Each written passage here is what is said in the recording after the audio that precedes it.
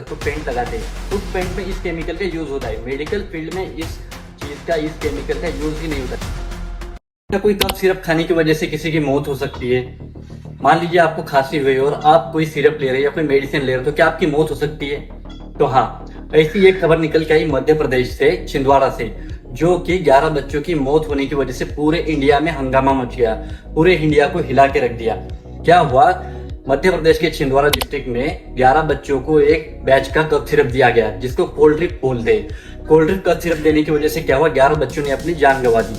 Cold drip लेने के बाद उन लोगों को लगा कि अब तो ये मतलब नॉर्मल खांसी है, इसकी वजह से, लेने की वजह से हम ठीक हो जाएंगे। और कुछ ही घंटों बाद उनको जो है रिएक्शन स्टार्ट हो गया, उनको जो है सिम्टम्स दिखना स्टार्ट हो गए, जैसे कि उनको वोमिटिंग होने लगी, वीकनेस होने लगी, और सबसे डेंजरस सिम्टम्स था यूरिन जो है वो आना बंद हो गया। यानी कि उनका जो यूरिन होता है वो पूरी तरह से बंद हो गया, जो कि किडनी फेलियर का सबसे बड़ा साइन होता है। इसीलिए जब भी आप कोई कोल्ड कफ सिरप लेते हैं या फिर कोई भी मेडिसिन लेते हैं, तो उसको एटलीस्ट एक बार चेक करके जरूर लीजिए। उसकी एक्सपायरी डेट चेक कर लीजिए, या फिर हम जो दे रहे हैं हमारी बॉडी के लिए सही है या नहीं है, हमारी बॉडी को उसकी एक्चुअली जरूरत है भी या नहीं। इन सारी चीजों को देखकर आप कोई भी मेडिसिन, कोई भी दवाई यूज कर लीजिए। क्या हुआ? जब इस सिरप का मेडिकल लैब टेस्ट किया गया, तो इस सिरप में एक डेंजरस केमिकल पाया गया, डाइथिलीन ग्लाइकोल, जो कि नॉर्मली इंडस्ट्रियल एरिया में यूज होता है। जैसे कि आपका ऑयल हो गया, ग्रीस हो गया, या फिर आपका जो घर को पेंट लगाते हैं, उस पेंट में इस केमिकल का यूज होता है। मेडिकल फील्ड में इस चीज का, इस केमिकल का यूज ही नहीं होता। DEG का यूज कभी भी मेडिकल में नहीं होता है। 0.1% से भी कम कंटेंट में इसका यूज होता है, यानी कि ना के बराबर। तो जब टेस्ट किया गया तो इसमें इस केमिकल का जो यूजेस था, जो कंटेमिनेशन था, वो 46 से लेके 48% था। जो कि मान लीजिए एक बोतल आपने खरीदी, तो एक बोतल में 50% आपको वही केमिकल दिया गया, जो कि बॉडी के लिए सबसे डेंजरस, सबसे बड़ा पॉइजन होता है। हमारी बॉडी इस केमिकल को झेल नहीं पाती, इस इफेक्ट को हैंडल नहीं कर पाती। खास करके बच्चे लोग कभी भी इतने भयंकर केमिकल को हैंडल नहीं कर पाते, और इसी की वजह से, इसी के रिएक्शन की वजह से उनको जो है किडनी फेलियर होने की वजह से 11 बच्चों की मौत हो गई। अब बताने का मोटिव इतना ही है कि जब भी आप कोई सिम्टम्स, या फिर वायरल इन्फेक्शन हो गया, या फिर कोई सर्दी जुकाम खांसी होती है, तो आप डॉक्टर के पास जाते हो, आप मेडिसिन लेते हो।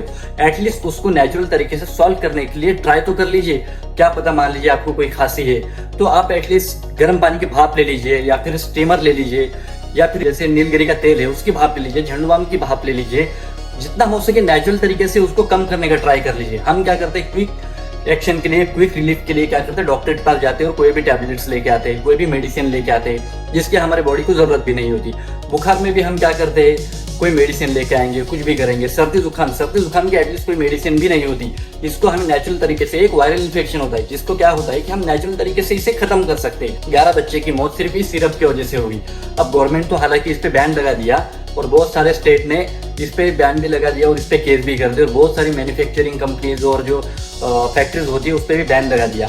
और गवर्नमेंट ने एक ऑडिट भी निकाला है, सारी कंपनीज में जाके इसको चेक कर रहे हैं कि कहीं ऐसा केमिकल दूसरे मेडिसिन में भी तो नहीं है। अगर ऐसा केमिकल किसी और मेडिसिन में मिल गया तो उसको भी बैन लगाने वाले। महाराष्ट्र सरकार ने भी ऑलरेडी इस पे बैन लगा दिया और बहुत सारी फैक्ट्रीज को जो है बंद कर दिया, और बैन लगाने के साथ साथ वार्निंग लेबल लगाने का भी आदेश दिया है। यानी कि जो दूसरी कंपनीज है, अल्टरनेटिव मेडिसिन रहते, उन पे भी लेबल लगाने के लिए कहा है। लेबल लगाने के बाद एटलीस्ट इतना पता चल जाए कि ये सिरप या फिर ये मेडिसिन हमारे हेल्थ के लिए जरूरी है भी या नहीं है।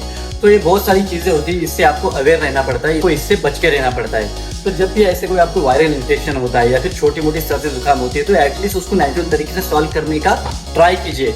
जब नहीं होता है तब और लास्ट ऑप्शन समझकर मेडिसिन या फिर कोई टैबलेट्स इसका यूज कर लीजिए।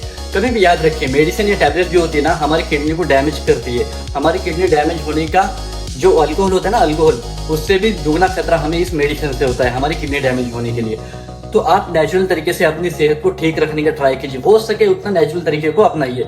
इसी चैनल पे हम आपको नेचुरल सॉल्यूशन देते हैं, जैसे कि कोई भी सिम्टम्स हो, आपको बॉडी डिटॉक्स करनी है या फिर वायरल इन्फेक्शन या बहुत सारी चीजें, ज्यादा करके हम इसको नेचुरल सॉल्यूशन देते हैं कि नेचुरली आप इसको अपनी बॉडी को कैसे ठीक कर सके। वीडियो अगर इन्फॉर्मेटिव लगा हो तो चैनल सब्सक्राइब कर लीजिए और कमेंट करके बताइए आपको अगला वीडियो किस टॉपिक पे चाहिए। मिलते हैं अगले वीडियो में, तब तक के लिए स्वस्थ रहिए, मस्त रहिए और अपना ख्याल रखिए।